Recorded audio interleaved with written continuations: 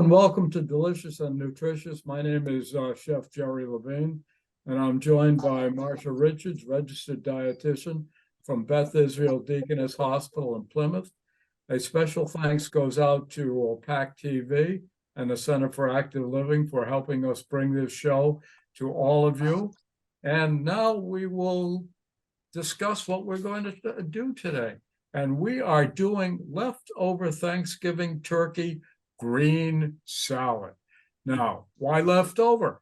Because don't we all have leftovers from Thanksgiving? So now I'm going to show you what to do with it. So, Marcia, take it away. Okay. Hi, everybody. Thank you for being with us. So Jerry's recipe today is, as always, delicious, as well as nutritious. After we watch the video, I'll give a little bit of a breakdown on the nutrient profile of it. But I think what I love about this recipe is how easy it is. And it could be lunch, it could be dinner, it could be a side. Great use of leftovers because we don't like any waste, because wasting food is not a good thing to do. And let's watch the video and see how to put together this awesome leftover meal. Today we are going to do leftover turkey green salad. Now, where do we get leftover turkey? Every Thanksgiving we always have a leftover turkey. So what I've done is I'm going to take the leftover turkey, and I'm using turkey breasts, which I have grilled just a little bit after I slice the turkey breast. It's just to give it a little bit of color. You'll notice that we have a slight amount of color here, and that also, that caramelization makes it taste really good. It's dynamite. So what do we have here? Okay, we've got Spanish onion. Right here we've got romaine lettuce. We have these lovely cherry tomatoes, which I've cut in half. Right here we have baby arugula, which is really dynamite. So we've got the baby arugula, and we have the romaine, and I'm showing this to you so you can see what they all look like. English cucumbers, one of my favorite. They have a unique flavor, and they are dynamite. Okay, right here we have our turkey breast, which I had sliced, and then I did a slight saute with them just to give it a little bit of color. And you can see the color here. And the color looks nice. And it also brings up the flavor. Now, what is this? Well, this is a little bit unusual, but these are cranberries. And the cranberries have been taken and they have been put in a Cuisinart because I wanted to grind them. So you've got little chunks of cranberries right now, and they are raw. They have not been cooked. And I'm going to put that into the salad also. So let's do that. Okay, it's in the salad. And we'll get my hands nice and dirty with cranberries. Now look at that. Look at the colors here now. We're getting better. Okay, finally, chickpeas. Canned chickpeas. They're a wonderful thing. They're very versatile, and they are also very nutritious. So what do we do with that? Well, let's sprinkle it around here, and we'll sprinkle it all over here and sprinkle it over there. And look at this. It looks good. Well, but it's a raw salad. It does not have any dressing. So we need to put some dressing in it.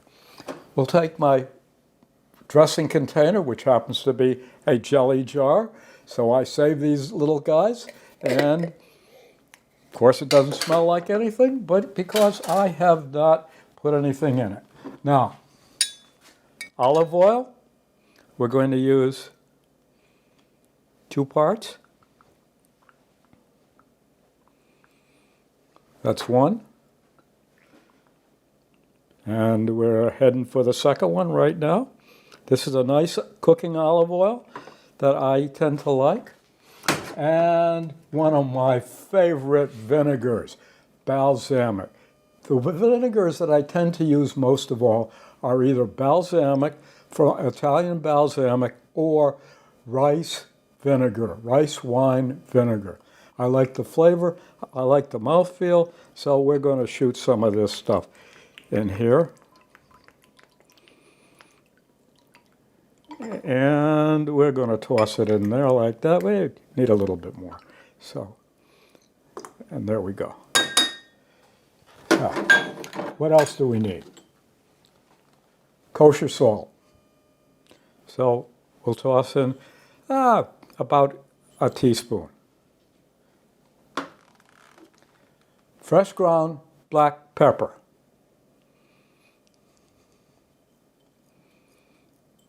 Put that in there. And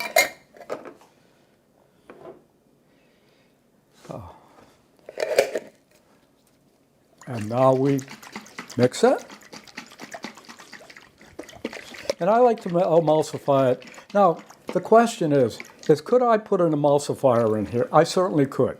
What is the emulsifier that I tend to use? It's usually a Dijon mustard.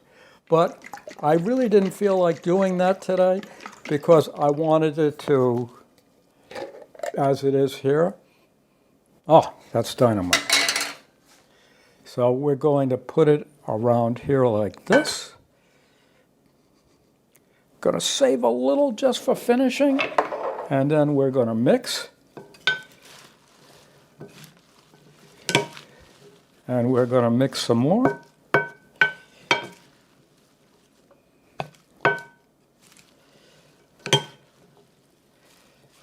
Look at the colors here, guys. This is what is making this thing.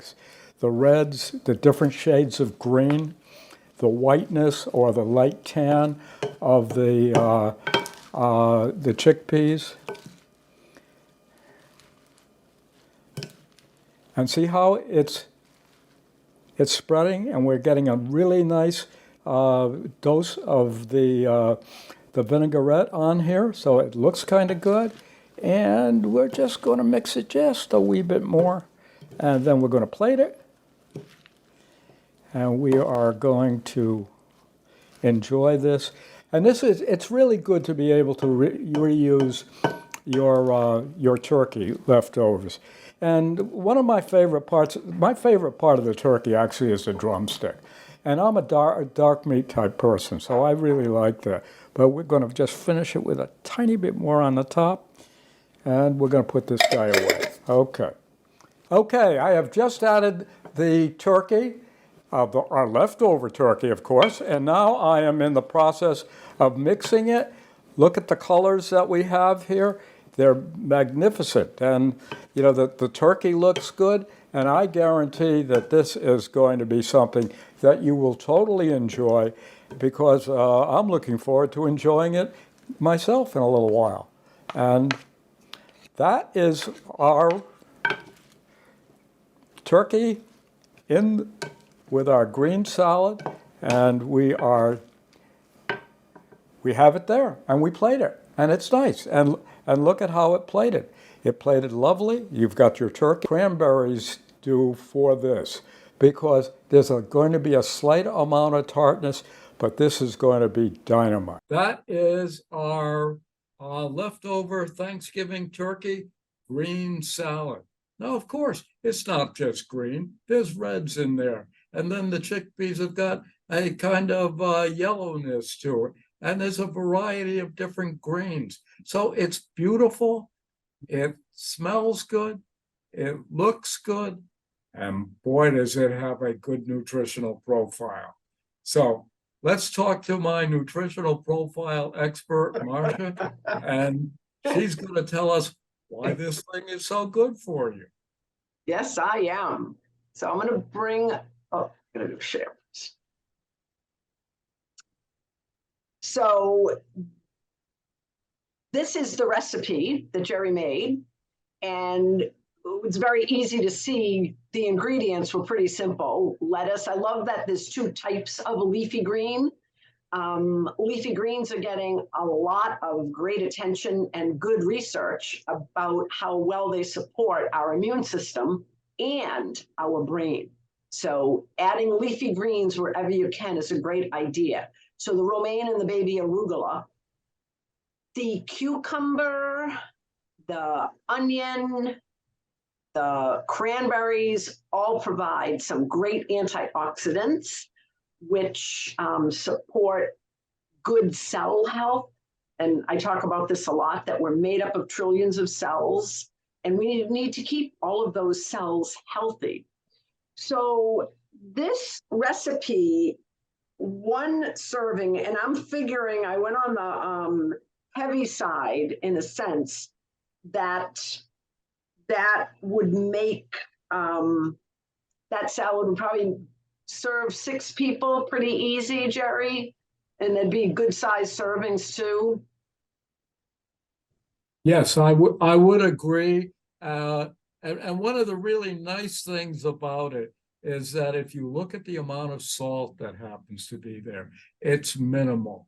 Look at the amount of oil that's in there, even though it's a good oil, but we're trying to keep the fat down a little bit. So that is somewhat minimal also. And Yeah, yeah. it just looks good. And Marcia in her nutritional program says it is good.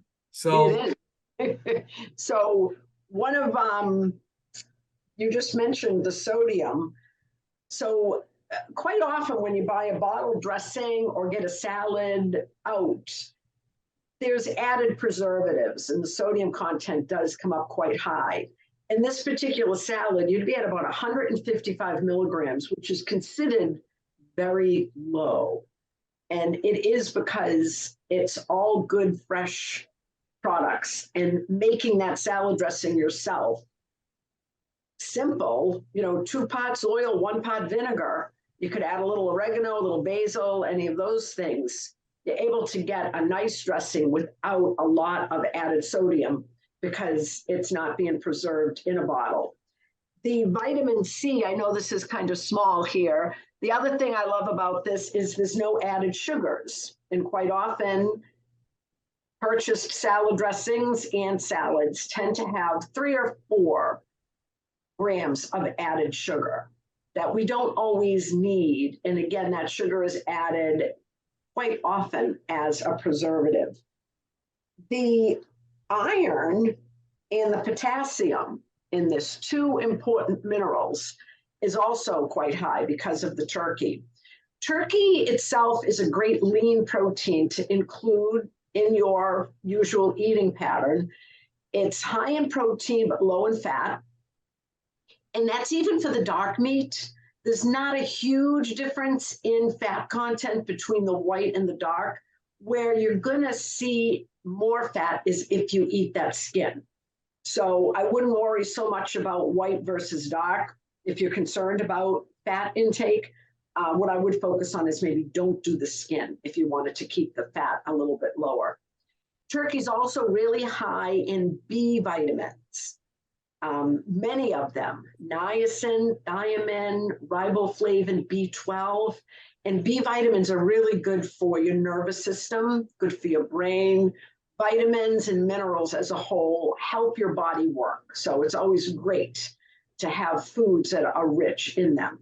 So this is a simple, it is delicious, it's nutritious, it's also affordable and a great way to use your leftovers. And Jerry, I'm sure if somebody had spinach in the fridge, they could use that instead of or in addition to the romaine or the arugula or any other kale, any other leafy green, depending if you had something else in the fridge and you wanted to use that, would probably work just as well, right? I totally agree. And the interesting thing about this is that all of our recipes and our nutritional analysis is what I like to call a starting point. And you can do variations on whatever I've written here. You are not going to make me unhappy if you change the recipe. As a matter of fact, I'd like you to do that because that shows creativity on your part. And what do I like? I like people that like to cook and like to be creative. So go for it. Go for it. Yep. And my final comment about the recipe, and this is always makes me happy, is to see the addition of beans. So adding the chickpeas to this increases the fiber content, increases the protein content, And the type of fiber is a water-soluble fiber, and that can be really beneficial for our heart health. And there's also more and more research about, I don't know if you've heard of the gut-brain axis or microbiome. More and more research is being done on the benefits of keeping good bacteria in our gut at a good level. Beans is one of the best ways to do that. Fruits, vegetables, beans, legumes. Eating those types of foods is one of the greatest ways to keep your gut healthy. And what they're finding in some research is when your gut is healthy, your brain is also healthy because there's receptor sites between the two and they talk to each other. So I'm an advocate of beans, canned beans, rinse them, get them low in salt. Dried beans, soak them, cook them yourself, keep them in your cupboard, in your pantry, add them to salad, add them to soup, have them just as a snack with a little bit of a dressing like what Jerry made, as a hummus, spread on sandwich, as a dip for vegetables or crackers. So many ways that you can add beans to your diet and so many different types of beans as well. So if you tried one and you didn't like it, try another. You might realize that you like the flavor of northern white beans, but not so much kidney beans or black beans have a nice sweeter taste. They were really delicious in a salad or a soup. So try something else. I'm gonna go back to us. So Jerry, I do have a stump the chef question for you today. Go for it. All right, and I can make this multiple choice if necessary, but we're gonna see if you can come up with the answer without a multiple choice. Okay. Are you ready? And I welcome our audience to jump in. If Jerry doesn't know the answer and you do, no Googling, I would welcome you all to jump in. So, turkeys were first bred in Europe for a certain purpose. And that purpose is for a part of their body. So what were turkeys first bred for in Europe? Okay, this is a multiple choice, right? Oh, so you want multiple choice? Want me to give you the choices? Well, if you'd like. Okay. Because right now I have no idea what they were. All right, I'm going to give you four. I'll give you four choices. Four is good. So they were first bred in Europe for their meat, their feathers, their feet, or their bills. Well, it's got to be something totally esoteric. So it's probably the bills. No. And I had really no idea. And I freely admit there were times when I'm lost. Would anybody in our audience like to offer their thought? So we know it's not the bill. So we're left with meat, feathers, or feet. I'll say feathers. And you are absolutely right. So turkeys were originally bred in Europe for their feathers and probably to make feather mattresses or feather pillows. I think they started off with straw and then probably feathers they realized were a little bit softer. So all right, good. I'll throw out another one. Go ahead. What month is National Turkey Lovers Month?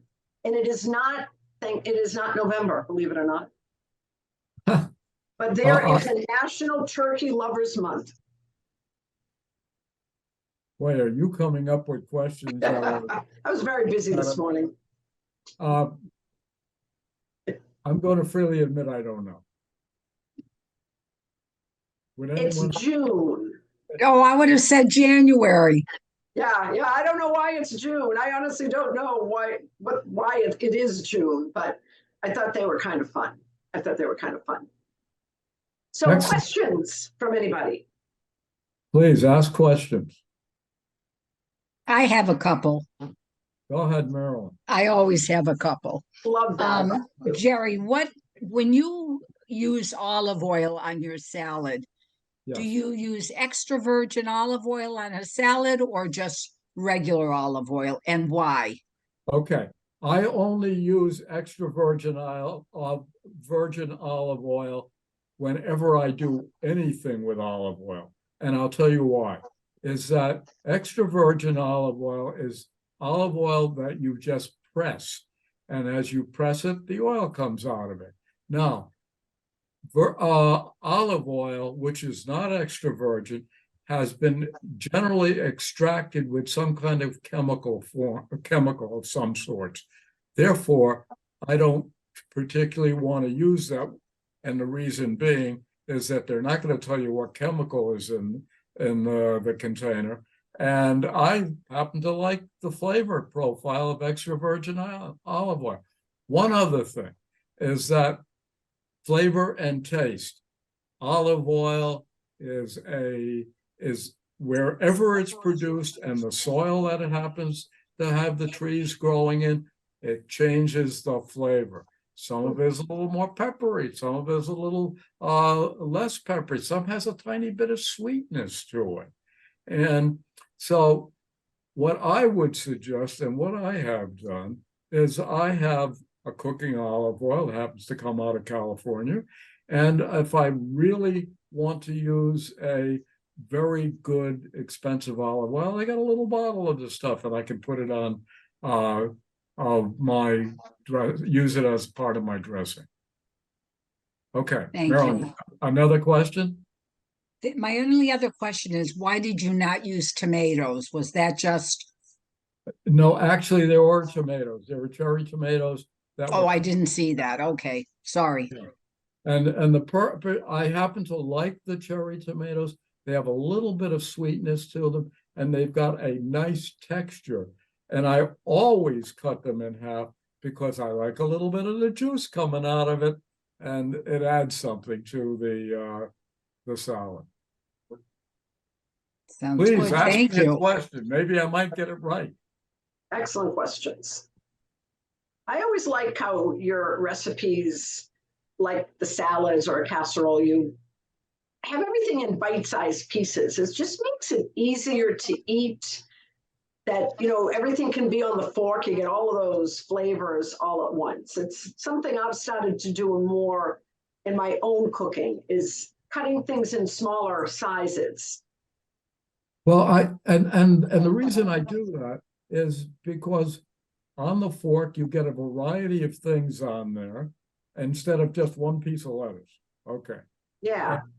So it gives you, and I love the word melange. It gives you a different flavor profile because you're chomping down on a little bit of a cucumber, you're chopping down a little bit of tomato, you're getting a little bit of the dressing, you're getting a little bit of the arugula, and it's a variety of all these things.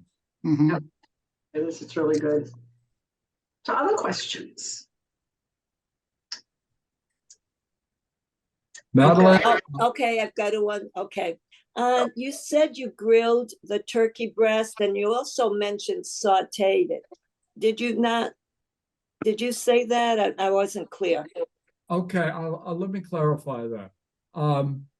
What I actually did is and I'll tell you why I did this. And one of the reasons why I'm using turkey breast is, generally speaking, we will be told that turkey breast tends to be a little bit drier. That's one of the reasons I put it into the salad, because the dressing gave it some moisture.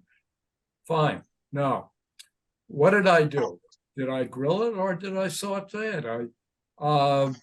It can be done either way. I think in this case, what I did is I took the turkey breast and I sliced it maybe ½ inch, 3/4 of an inch. So I had a piece and I put it on a small little barbecue.